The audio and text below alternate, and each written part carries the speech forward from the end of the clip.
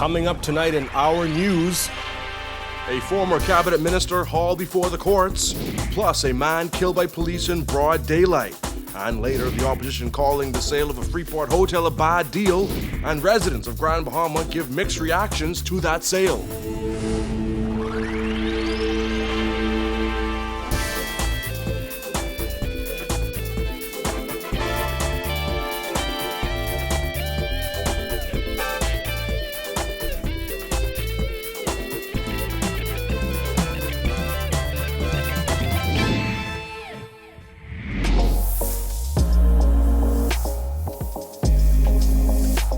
Our news is brought to you by Alive.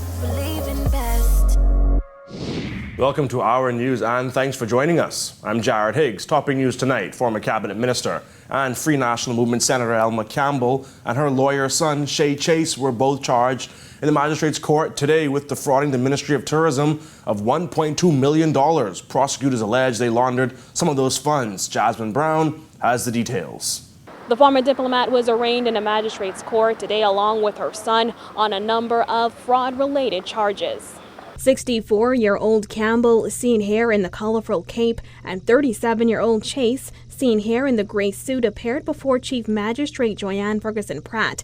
They were both charged with fraud by false pretenses. Prosecutors allege the pair falsely obtained $1.2 million from the Royal Bank of Canada, which was the property of the Ministry of Tourism. Chase was also charged with possession of a forged document and uttering a forged document. Prosecutors allege he cashed a forged $1.2 million Ministry of Tourism check that was payable to Campbell Chase Law on September 6, 2019. The mother and son were also charged with more than a dozen money laundering charges. Prosecutors allege that they laundered the funds between September 6, 2019 and October 16, 2019 through bank transfers, withdrawals, and the purchase of a luxury car.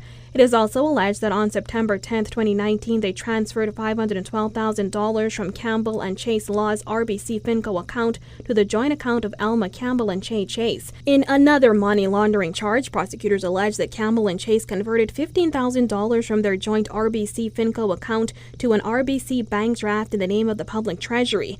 Then, on September 23rd, they allegedly used $34,650 of the alleged laundered money in their joint bank account to purchase a gray 2020 BMW X4 valued at $83,900, according to prosecutors. Chase and Campbell pleaded not guilty to the charges. Also arraigned in the matter was marketing executive Leah Davis. Davis was arraigned on 2 counts of money laundering. However, hours later, she was brought back to court where attorney from the Director of Public Prosecution's Office, Kendra Kelly, informed the court that the Crown would be withdrawing charges against Davis. She was discharged from the matter and released from custody. Also facing charges in the case was businessman Damalis Curry, seen here in the blue and white shirt. Prosecutors say he allegedly helped Chase and Campbell launder $465,000 on October 16th. Campbell and Chase were charged with laundering the money through Curry's company, Bahamas Outdoor Media. He pleaded not guilty to the charge, and the chief magistrate is expected to decide if he will be granted bail on Wednesday morning. Campbell and Chase were granted bail after their attorneys made applications at the Supreme Court. They are expected back in court on March 30th for a fixture hearing. Reporting for Our News, I'm Jasmine Brown. A man being electronically monitored was shot and killed by police in SEABREEZE Estates this afternoon. It's the third police-involved shooting in 8 days. Bethany McDermott reports. Your police, whoever it is, y'all need to stop. Real dogs, boy, I have little boys too on this road, boy. The fatal incident involving police officers reportedly unfolded after 1 p.m. Tuesday when officers patrolling the SEABREEZE Estates area encountered a man on a moped. When the male recognized the officers, he attempted to conceal something into his waistband. The officers continued to watch him. At that time, they realized that the man was in possession of a firearm. He pointed the weapon at the officers, who in turn drew their service weapons and fired in the direction of the man, fatally wounding him. Police press liaison officer Shanta Knowles says the man is known to police and was being electronically monitored. She added a weapon was recovered on the scene. She could not say how many rounds police fired at the victim. It is early to determine all of that, but We don't want to be too insensitive as to count rounds that were fired. We know that someone lost their life here today and officers' lives were in danger.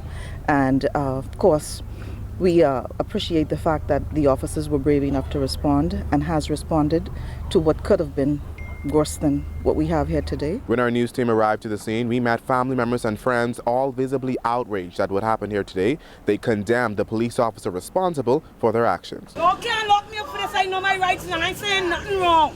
Nothing wrong. Look at them life through there, boy. Something got to be done. The police them doing. Real talk. That's too much. I gotta cry for their children today. Every minute the police want gun on, and they want people gun on. This incident is the third police-involved shooting in 8 days. On Saturday, police say they shot and killed a man who emerged from a vehicle and pointed a firearm at officers on mobile patrol. Last Monday, one of 2 armed robbery suspects shot by police on Mackey Street succumbed to his injuries. We asked KNOWLES to respond to concerns about police-involved shootings. We know that our officers are well trained.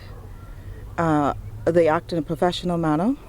We know that they are committed to protect the good people of the Commonwealth of the Bahamas. Reporting for Our News, I'm Berthany McDermott. Opposition leader Philip Davis says the PLP estimates that government suffered a $50 million loss when it sold the Grand Lucayan Hotel. He also called on government to reveal what exactly is in the heads of agreement that was signed. And on the face of it, it would seem that we have gotten swing again.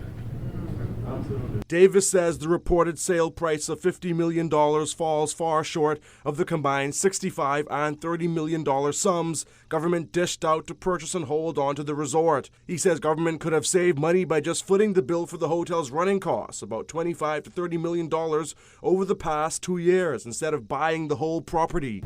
We would have saved the Bahamian people in excess of $70 million if they would have followed our recommendation.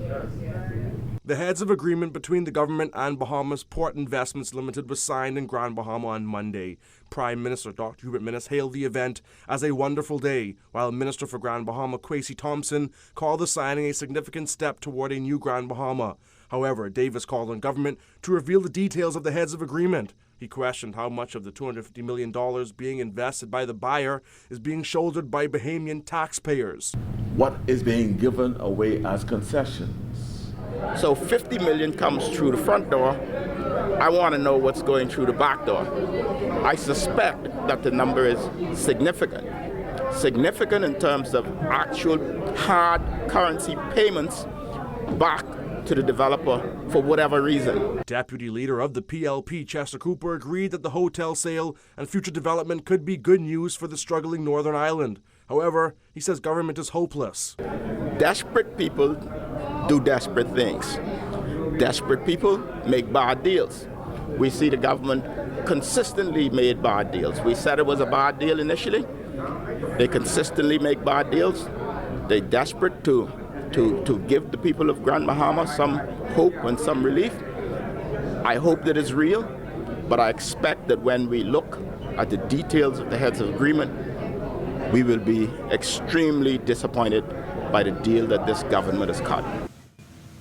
As government moves to close on the sale of the Grand Lucayan Resort, Grand Bahamians shared mixed views on what it could mean for the island's economy. Kyle Joaquin reports. While there are some who question how much government has spent compared to what it's getting for the shuttered resort, there are some like those who work over here in Port Lucaia, just across the street, who are pretty much excited about what's to come. Not coming when it, I guess, if it comes. Because, you know, free people will be interested in seeing action. We ain't interested in, okay, 2 years from now, 3 years, 5 years from now, we've been hearing that. With a closing period of 90 days expected for the sale of the Grand Lucayan Resort, many Grand Bahamians still have questions about the deal. Matthew WILDGOOSE is an artist and entrepreneur with a studio set up in the Port Lucaia area, just across from the resort. He said while Grand Bahamians have heard similar promises before, if things work out like Holistic Destinations plans, it should be a good thing for the island's struggling economy. When it comes, hopefully it does.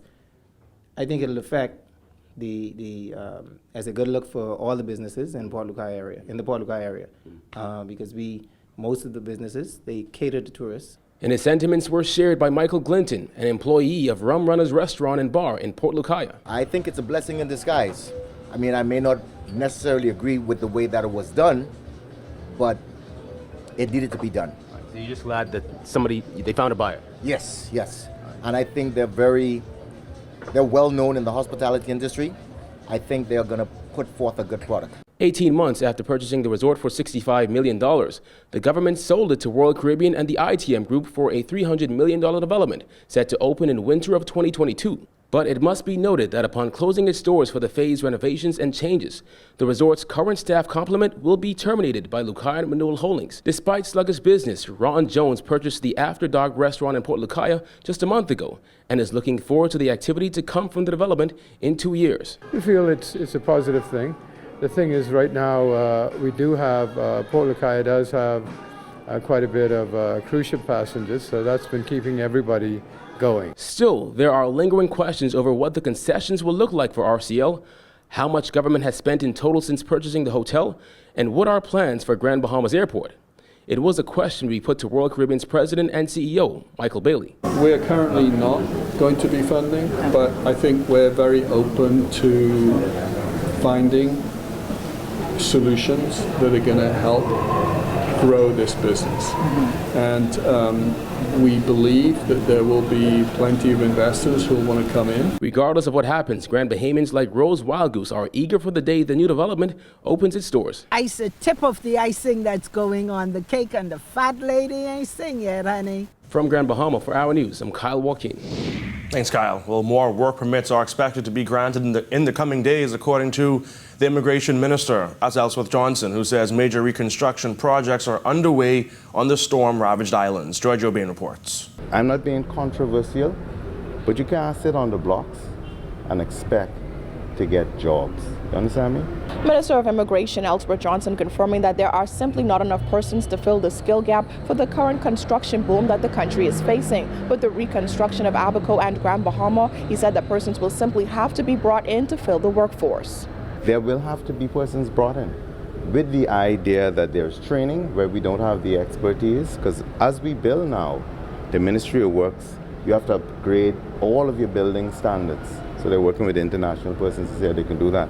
But I want to reassure the Bahamian public that the government will not allow Bahamians to be displaced. His comments come amid concerns related to the issuance of work permits while so many Bahamians remain unemployed. The immigration minister suggested that there are not enough Bahamians to carry out the construction work needed in the aftermath of Hurricane Dorian. Whether we believe it or not, we are in a construction boom. With the volume of work that we have to do, I don't know with 400,000 population, some old, some are senior, some are young, whether or not we have the population to rebuild with the speed that the investors are saying that they want to rebuild at. Johnson said the government will ensure that Bahamians who are qualified to work get the jobs. He added that Bahamians will also get training opportunities when expatriate workers come on board various projects. He said investors are prepared to hire as many qualified Bahamians as are available, but Bahamians must put themselves forward. Get your tools out.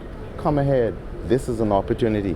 I know that in my constituency, the constituency of Yamacraw, have encouraged young men that there's work in Abaco and they're prepared to go to leave to work in Abaco. But everybody is saying, because it's a business for them, whether it be Bakers Bay, persons who have second homeowners, Royal Caribbean, Carnival, they're saying, listen, we will employ all of your available talent. Aside from the reconstruction of homes and businesses on Abaco and Grand Bahama, several major construction projects are on tap, including the redevelopment of the Grand Lucayan Resort and the enhancement and expansion of the Freeport Harbor. Additionally, Bakers Bay and Abaco will undergo extensive repairs. Reporting for Our News, I'm Georgie O'Bain. Still to come on Our News, the PLP slams the Prime Minister's generic approach to the coronavirus. Stay tuned.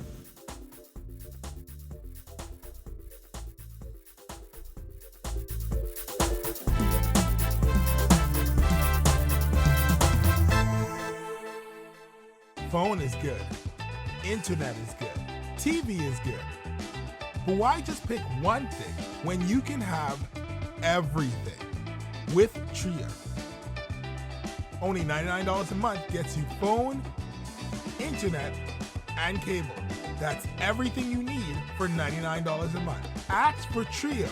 Call 601-2200 or email residentialsales@CAMPBELL.com.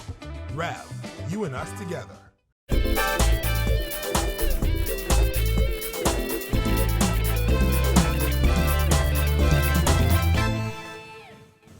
Minister of State for Grand Bahama, KWASI Thompson, said while government sold the Grand Lucaine for $15 million less than it paid for the resort, he expects insurance payments from Hurricane Dorian to make up for that loss. As we know, we'd indicated that we wanted 65. The hurricane took place during the time of negotiation. The hotel was damaged during that time, so we did take into account the damage. What is also important is that the insurance proceeds will be kept by the government, and we anticipate that those insurance proceeds will total the 65 that is going to be received by the government. Thompson was unable to say how much the government expects to receive from the insurance payout, adding they are still in the application stage. The government is going to receive in total, they're going to receive the 65. The 50 million is the amount which is credited or takes into account the credit as a result of the damage from the hurricane. The insurance proceeds, the application has been made, and we await the determination of the application. With confirmed cases of the coronavirus as close as Florida, opposition leader Philip Davis is criticizing what he called government's generic approach to preparing for the deadly virus. The Prime Minister was too general and generic in his official response to this looming health crisis. The Prime Minister did not reveal the level of resource allocation and how it will be spent and allocated. We are concerned that at this late stage, he's only indicated the intention of the government to set up a national coordinating committee to focus on this issue. There is one confirmed case of the disease in the Caribbean and 90 confirmed cases in the United States, including 5 deaths. Health Minister Dr. Dwayne Sands says it isn't a matter of if, but when the virus arrives in the Bahamas. Davis says the level of information being given out to the Bahamian public is unacceptable. There are no details on the composition and mandate of the task force that will superintend and coordinate the national response to this COVID-19 issue, the coronavirus issue. There are inadequate or non-existent safety and health protocols for international flights. For example, I'm advised that a Bahamian returning to Nassau from an international trip was not questioned by the government officials on her travel itinerary. When our news comes back from the break, the Culture Minister says Valley Boys fans can breathe a sigh of relief. Stay tuned.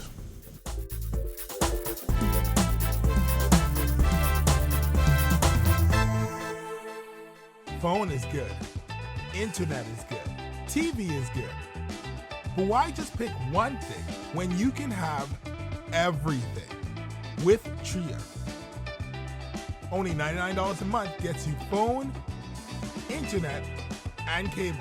That's everything you need for $99 a month. Ask for TRIO. Call 601-2200 or email residentialsales@CAMPBELL.com. Rev, you and us together.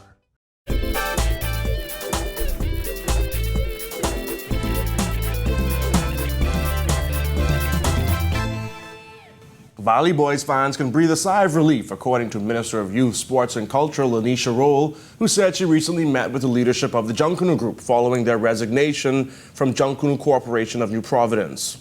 I've had the opportunity to meet with the leadership of the Valley Boys Group. They came and visited the ministry, which is very, very good, just to express that certainly they will continue to be a part of Junkanoo parades, and so everyone can be relieved. They have the culture, the Junkanoo at heart, and that's never going to cease.